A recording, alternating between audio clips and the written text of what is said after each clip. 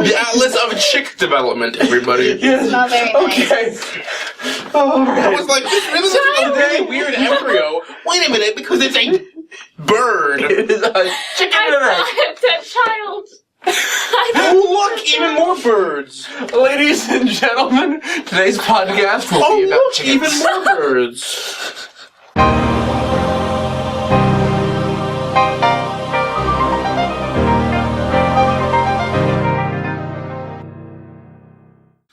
Hello everyone, and welcome to Theo Table, where angels dancing on the head of a pin can change your life. I'm Aiden, also known as Celtic Catholic Fire.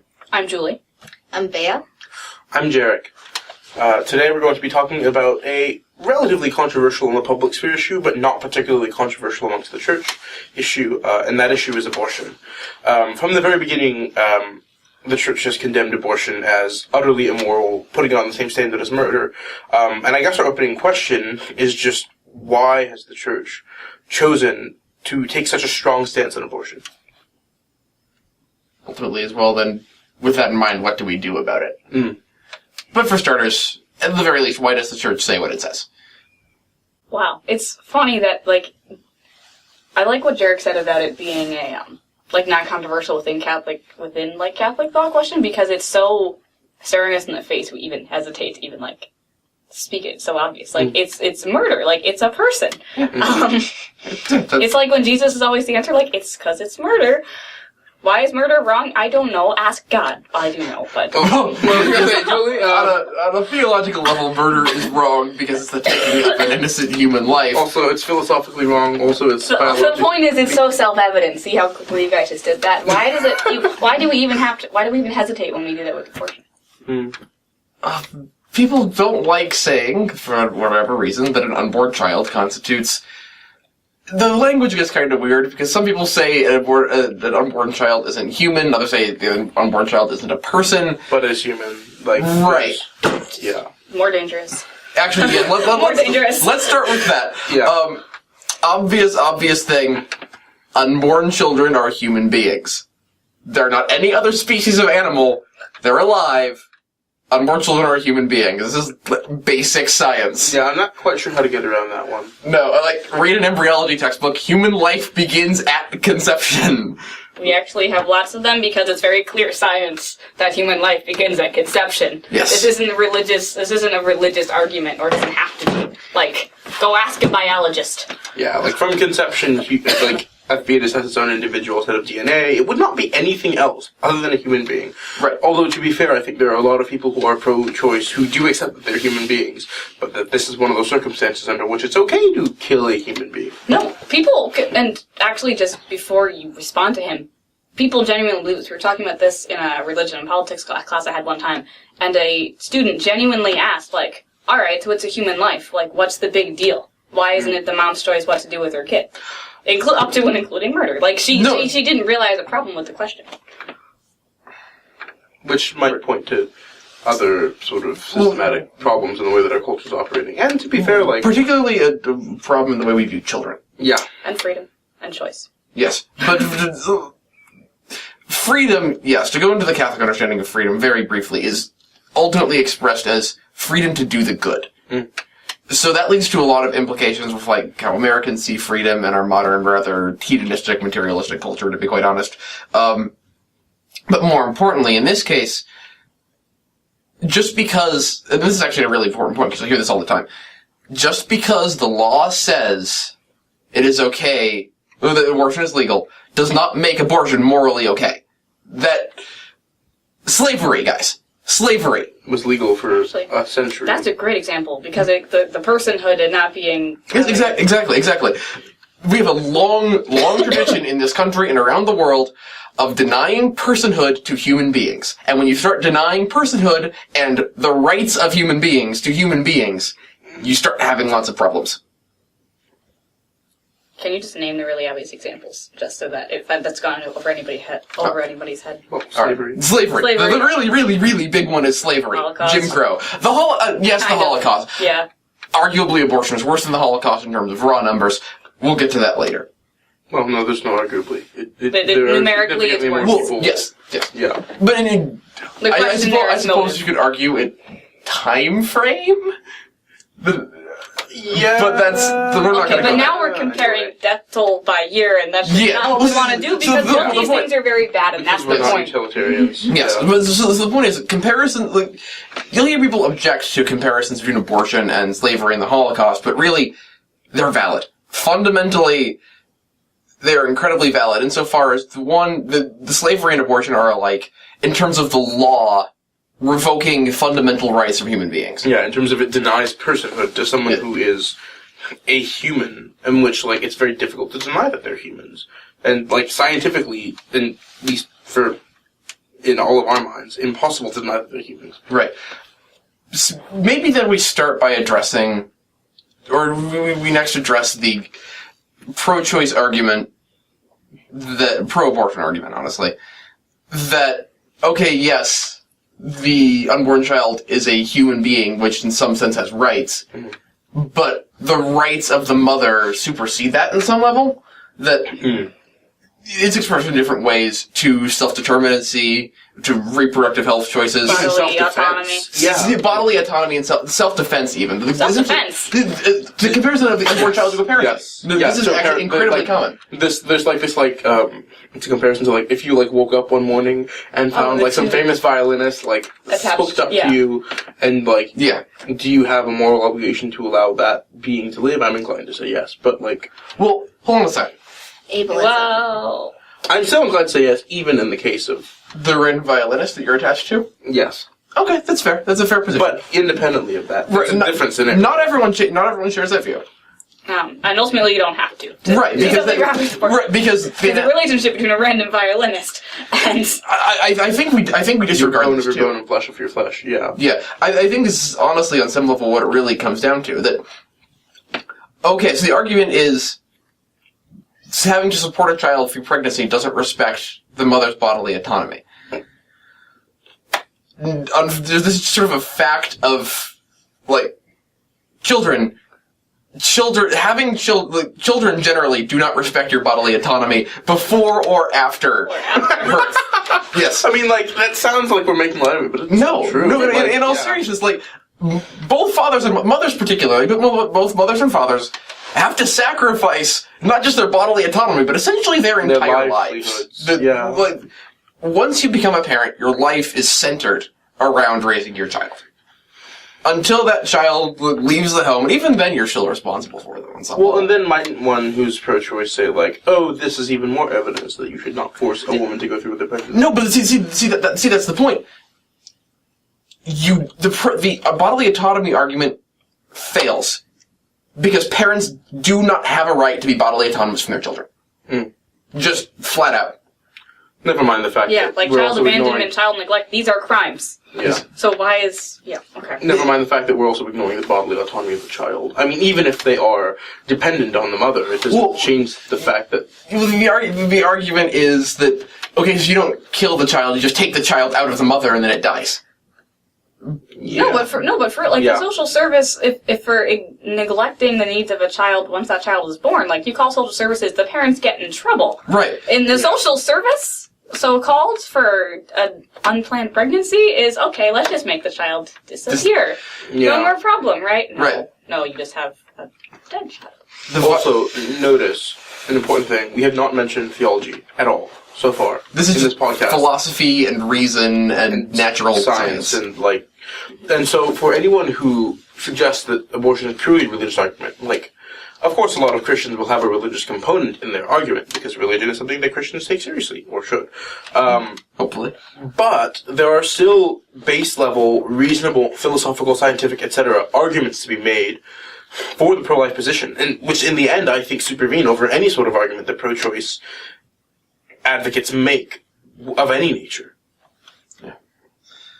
Ultimately, you can't detach yourself from the violinist if the violinist is your son or your daughter, and you put them in the position they're in. But what if you didn't mean to have this? But I think we're going to be talking past the choice component of I didn't intend for this to happen.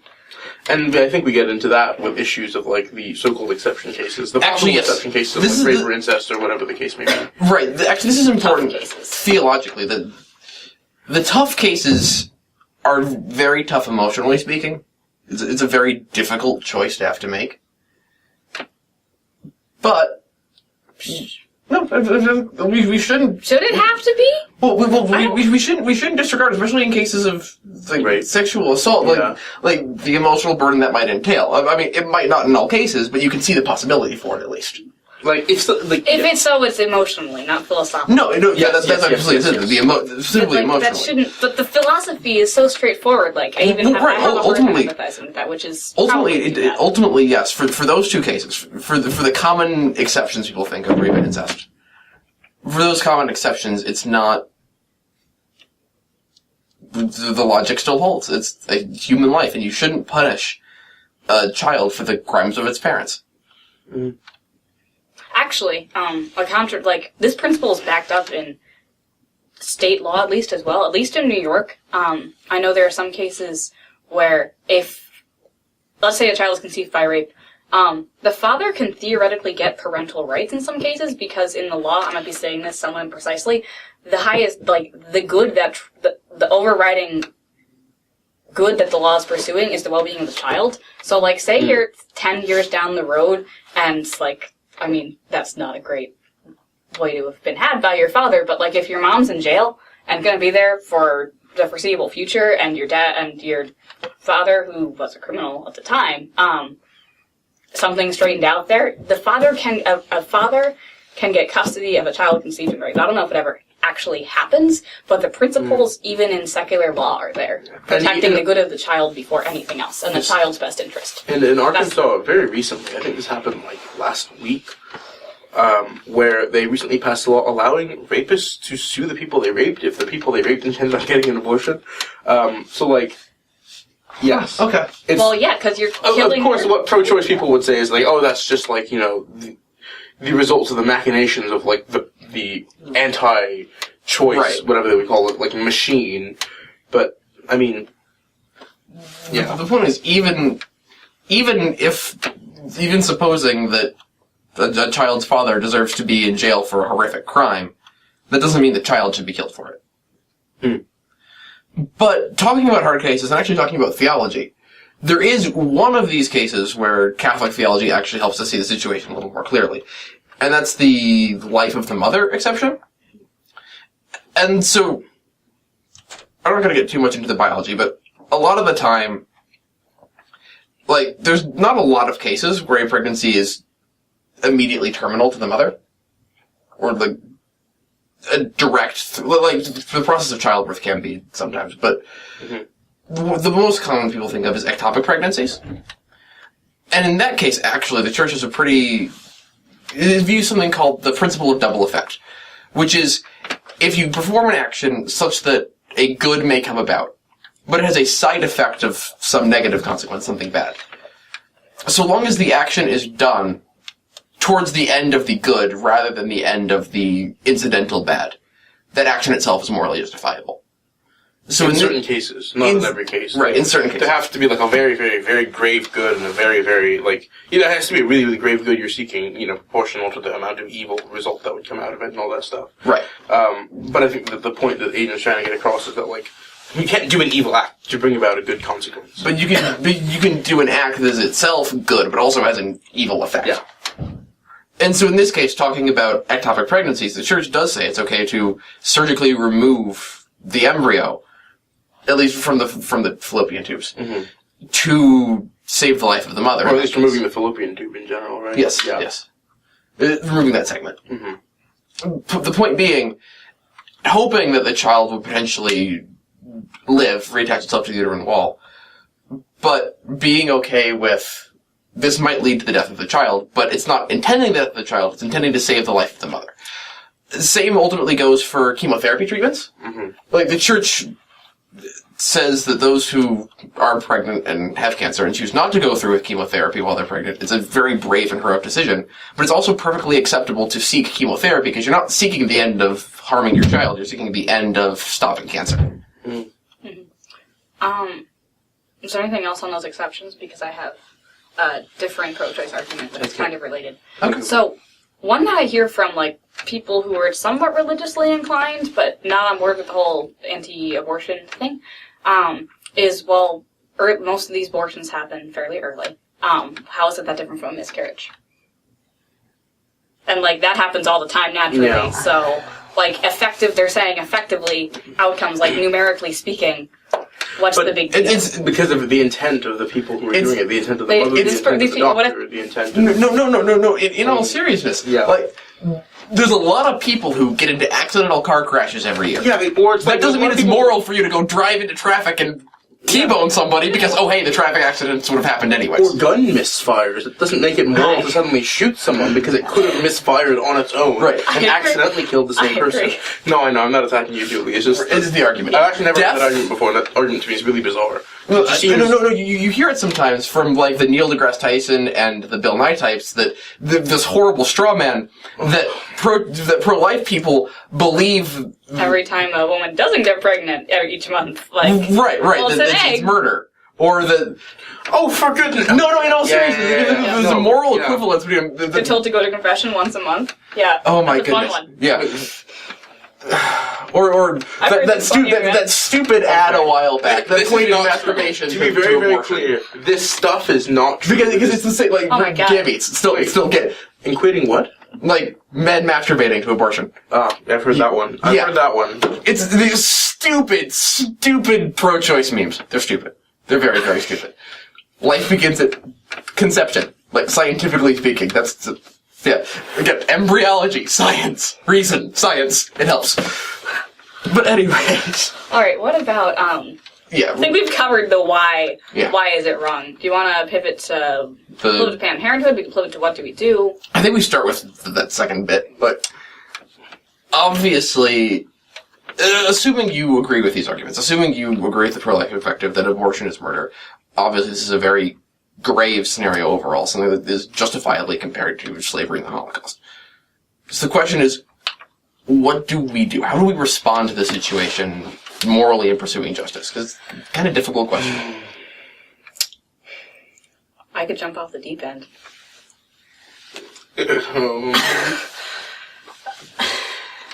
Okay, I'm going to take that as permission to jump off the deep end. So here's the thing. We've mentioned earlier in the podcast and just now, a valid comparison between slavery and abortion. Well, what was the response to slavery eventually in the U.S.?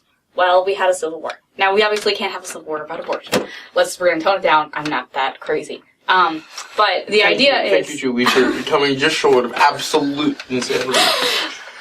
However, the heart of that is something on the scale of an action so grave as a war. I don't think you guys would disagree was justified to eventually bring about the end of this horrific institution that was slavery. In this case, we're talking about abortion. So, great, large-scale actions that in themselves cause some harm. That's what we had to resort to then. Now, I'm not saying go out and harm anything. I'm saying do not there go was out this and harm one time. There was this one time we were talking about this at Theology Table where we have similar conversations to this. And someone proposed out there as a thought experiment, like, well, what can you do? And someone said, well, can you, like, firebomb abortion clinics? And the answer is no. You cannot firebomb abortion clinics. But I do think that it's not just a matter of practicality there. I think that the moral gravity of our continuing complacency is... I gotta be very careful in expressing this. It is an unacceptable moral act to go just indiscriminately destroying things that contribute to abortion. We can't do that, but I think that the wrong we're not aware of doing, the moral gravity of overlooking and being complacent about the current situation where, like, if you are conceived in New York City and you're black, you have a less than 50% chance of actually being born.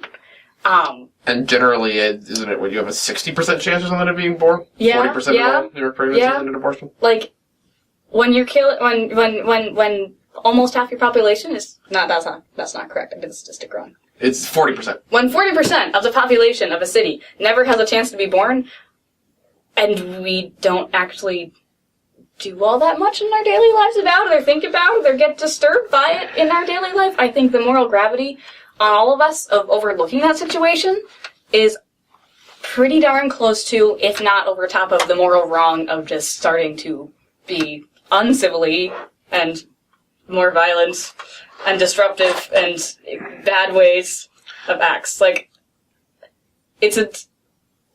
someone else, I think, can say what I was just trying to say much more concisely and eloquently. But my point is, like, things like the Civil War, they sound extreme. Things like firebombing abortion clinics, they sound extreme. But what are we overlooking when we're sitting here doing nothing? And still asking this question when it's been 40 years since it's been legal. Yeah. This is an on our conscience thing, not so much an action item. Right. This isn't us not being aware of our own sin. Very much not an action. This is not an action item. Very much Nobody not did that. Yeah. Don't go out firebombing abortion clinics, please. But do not. Especially when there are people in them. Yeah, but do bring the moral gravity of our inaction with you when you're thinking about what to do. Yeah. Because much bolder actions than I think we are comfortable with are called for. Yes. Because I think the big thing to keep in mind there, we make these justified comparisons to slavery and the Holocaust, is that the people engaged in perpetuating the inhumanity of those institutions and the violence and the murder of those institutions had no moral excuse for dehumanizing those who they were dehumanizing. And so therefore did deserve to be fought a war against. The culture we're dealing with right now, I'm sorry to say, might actually be invincibly ignorant. Yeah. Might be simply so beholden to an ethos of convenience, of just radical, dangerous self-determination, and my life should be whatever I want it to be, everyone else be damned. Every other life that I may be carrying be damned. Yeah. Right. That the people involved in perpetuating the institution of abortion may honestly be invincibly ignorant. So our war then has to be a war of evangelization, of changing hearts, rather than one of firebombing abortion clinics. The question is, how do we do that? How do we start to do that? Philosophical question. You just said invincibly ignorant. I'm maybe not invincibly. I hope it's vincible. No. Invincibly ignorant is a moral term referring to your own culpability for your actions. Okay. That in other words, if you're ignorant that an action is wrong, the term would be invincibly ignorant that an action is wrong, then you just don't understand that it's wrong, and so you're not culpable for its wrongness. Whether or not... A little bit of a weak definition of invincibly ignorant, but we'll... okay, fair enough. But the point being, I don't know if that strong of an ignorance is justified in being ascribed to our culture, but I'd imagine there are some who might have some culpability even though they believe it to be morally correct. But the general principle stands of, it's not... People don't realize they're doing the wrong thing. People don't realize they're dehumanizing. It's just our normal, consumeristic, do whatever you want, whatever makes your life convenient ethos. Mm-hmm. It's not a particular malice. Also, we should, before we clarify the whole culpability, vincible thing. No, we don't need to. That's fine. No, I think we should, at least briefly, just for clarity. But we didn't mention it when we were going through like why abortion is wrong, but it comes up because we were talking about culpability. It's not always. I think the pro-life position tends to have a habit of accidentally doing this sometimes. It's not always strictly a matter of convenience and I'm just not ready for a kid right now or I didn't plan this. Sometimes the people being pushed into sometimes it's not a matter of just a mother being willy-nilly and wanting her body back for 9 months. It's a matter, people can be pushed into these situations. Well, right. It can be, child, sex trafficking. Well, oh yeah, we can get to that in a minute. Can someone else give voice to that? I mean, ultimately, it might not just be the mother being subscribed to culture and convenience here. It could honestly be the father or the family involved who are pushing for, this isn't convenient for us, so you have to change something. Yeah. That is very fair and should be stated. Yeah. And I think you might be hearing it from 14 different voices, saying you're going to mess up everybody's life in your immediate vicinity if you do this. And that's ultimately why old abortion laws treated the mother as a second victim of the crime. That's, I think, I can't remember which pope, one of the Piuses in the 20th century, maybe it was Pope Leo XIII, I don't remember who it was, wrote something along the lines of, I don't remember if it was this extreme, that, abortion is everybody's fault except the mother's. Something along those lines. Maybe not quite to that level. But the point was, the mother was not seen as the primary person who was responsible for the action. Because oftentimes there are very, very emotionally difficult circumstances, which don't outweigh the philosophical considerations, definitely, which never outweigh the philosophical considerations, or the moral considerations. But just make it emotionally difficult to make certain sorts of decisions, which put people into difficult situations. And I think that the pro-life movement at its best recognizes this and affirms that, Indeed. but says that it's not a sufficient reason to be continuing to perpetrate a moral crime. Yeah. Mm-hmm. Speaking of moral crimes, actually, this is the other thing, Julia, that you brought up. This gives us a nice target, particularly to focus on in terms of what do we do about this right now. Planned Parenthood. The lovely, lovely organization that is Planned Parenthood. And the reason this came up is because Julie talked about one of the reasons abortions can be had is in the human trafficking industry and the child sex trafficking industry. And Planned Parenthood has violated the law in several recorded cases. I can throw hyperlinks in the descriptions of everywhere this is getting posted, of some of the news articles, of covering up for actual child sex traffickers by performing covert abortions. How is that? How are there not riots in the streets calling for this business to be shut down? See, that's the thing we can do. Just saying. I mean, not quite Antifa levels of riot in the streets, Don't do but that. like, No. Again, no violence. We're not advocating No. violence. right? Do not But like, mass boycott, protest, parade, marches, whatever you want Yeah. to call it. Like, this particular organization, I don't know the exact percentage, but it's responsible for some 300,000 abortions per year. This is a good place to start. No, like, for real, why aren't people outside these Planned Parenthoods 365 days a year? Yeah. Like, there's enough people who should be concerned enough. Yeah, we have how many on the March for Life? A couple million? No, a little under a definitely million. not that A little under a million.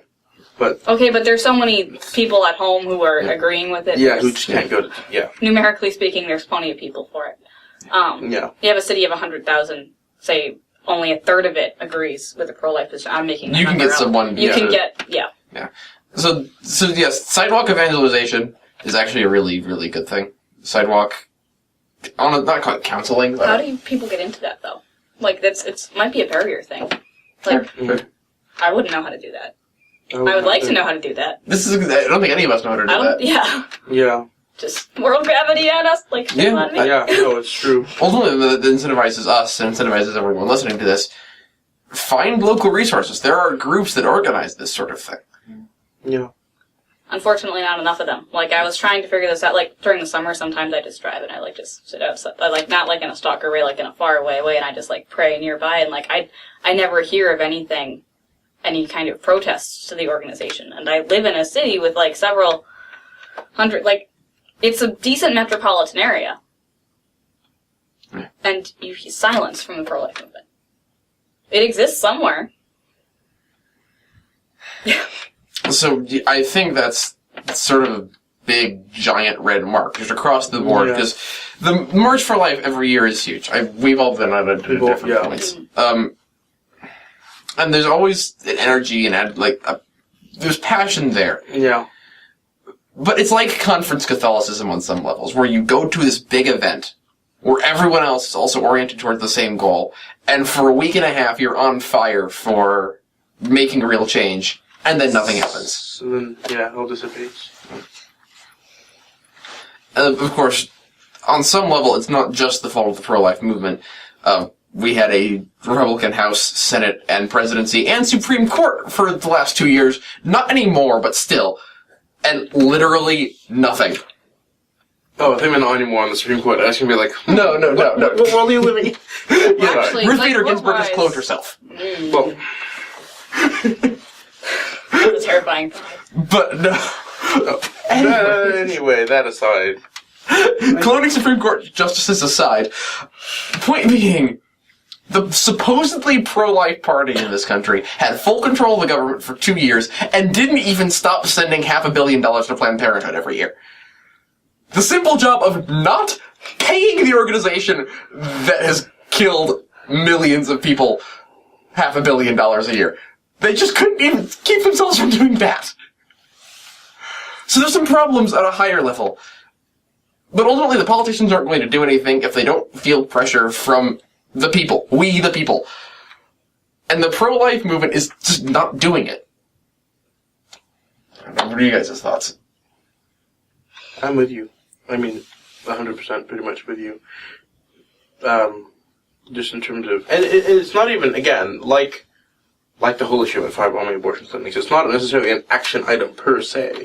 What Not it in any is, sense. Okay, just to Not an action item, restate for the period. last time. Firebombing anything is not an action item. Yeah, do not, don't do that. please. No violence. My point is, like, it should presumably lead to some sort of action, but it's primarily a change in mindset. It's primarily a change in the way that we think about and approach this question in our everyday lives, and we should be thinking about it in our everyday lives. We should be thinking about it as one of the, if not the, largest social justice issues of our generation. Yes. Of this millennium. Yes. Okay. I don't think we're going into a season of I'm sorry, I'll let you. No, you're going to talk about Christmas. That's going to be all sweet. No, so, but people's action items, what we should be doing. I forget what you just said. That jogged my mind, but I hear kind of two camps of, well, what can we do to actually lower the number of changing minds? That's what you were saying. The thing I hear back home was always, well, like, what is that? You're pro-life right until birth, and then all of a sudden. So I think we need to address that a little bit. I ultimately don't know how, but I mean, on some of these things are connected. Like, one thing the pro-life movement is actually really good at is founding and spreading, like, women's health clinics, which serve more than just On some level, though, addressing that concern does require, I'm just going to be flatly honest here, a shift away from straight party line politics. Yes. Because the Catholic answer to how do we support women and families after the birth of a child It's neither the Also, Republican we Party can't platform nor the presume a Democratic Party platform. well, a mother and a child constitutes a family. Well, For I'm the saying, purposes. yeah, but that's not what people are thinking of. Right, Yes. but so the point is whether that's like on some level, it has to start with a community in terms of support structures, in terms of adoption agencies, even just like having a community. In case of like a single mother, like you were sort of getting at, you need a community to help support you through this process, and the church has to be that community, or has to strive to be that community at least. Be one of those communities. Yes. Yeah, you can't do it alone. Well, exactly. But then on another level, it is governmental. It is, like, family leave policies. It is what in the world we At incentivize. the moment, it's No, unconstitutional not that's to... a podcast for a different day. Like family leave policies and like just freeze your eggs instead. Oh, okay. Yeah. The point is, the government incentivizes bad things, and it should stop incentivizing those things. Again, different podcast, but the solution is not just on one level, local, federal, community. It's across the board. A lot of stuff needs to change. All right. What were you saying about the seasons? What I was going to say for the seasons, though, in terms of maybe a more tangible action item to bring this back around, we're about to enter the season of Advent, which not as much as Lent, but even so should be a time of works of charity, works of mercy, And penitence. and penitence. Yes, because it's ultimately a eschatological season. It's a season of preparing for the Lord's coming. So honestly, Advent is not a bad time to, if you're not involved in pro-life work in your community, to get involved. To be clear, no time is a bad time, but Advent's a particularly good time. It's the Catholic. We're approaching Catholic New Year's. We are approaching. If you didn't know that the start of the Catholic year, the Catholic liturgical year is Advent. So we're approaching Catholic New Year's. So I'm going to be slightly secular here and suggest a Catholic New Year's resolution. But yeah, Advent, just because it is the new year liturgically, is a very good time to start new practices, both spiritually and charitably. So, Especially because you're about to get a whole holiday without an unplanned pregnancy. Just someone had to throw it in there. Someone had to do it.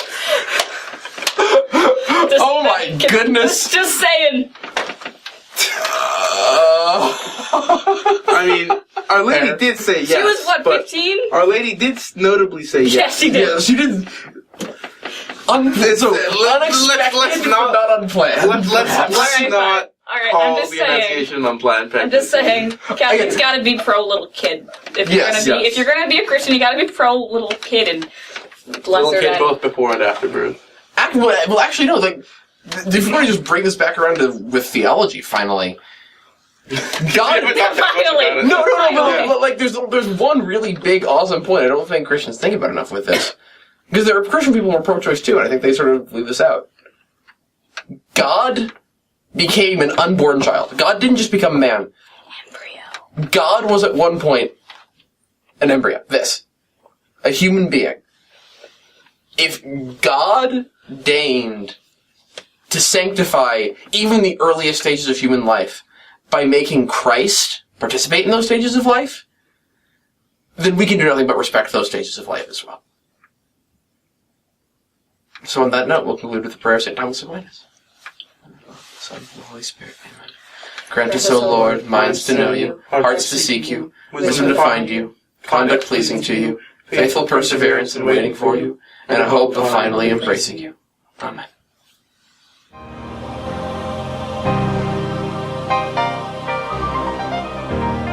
Ladies and gentlemen, slight correction here at the end of the podcast. For those of you listening and not watching, we held up several embryology textbooks Watching, from not the listening. library. And Those of you as watching, you not can see, listening. this is a chick embryo. Yeah, so, This is also a chick embryo. so the one I identified with Christ is a starfish. The other two are chicken. Christ is neither a starfish nor a chicken. I just wanted to clarify that. Human embryology textbooks need to have more human embryos in them. Preach. Well, by the way, those are all just embryology textbooks. They're embryology. True. You human centrist, like, Yes. whatever. I am anthropocentric. Anyway, like, sue me. But the point is, it was a beautiful poetic point which was accidentally not expressed very well. As soon as the podcast was over, we were like, wait a minute, we really hope that's human. It doesn't look very human. It's a starfish. And we checked and it's a starfish. Yes. We are not committing heresy. Our apologies if we accidentally led you into scandal or something. I don't know. I think we're good. But I think we'll be fine. We're good. Yes. Closing lesson, Christ is not a starfish. That is Manal. Good day.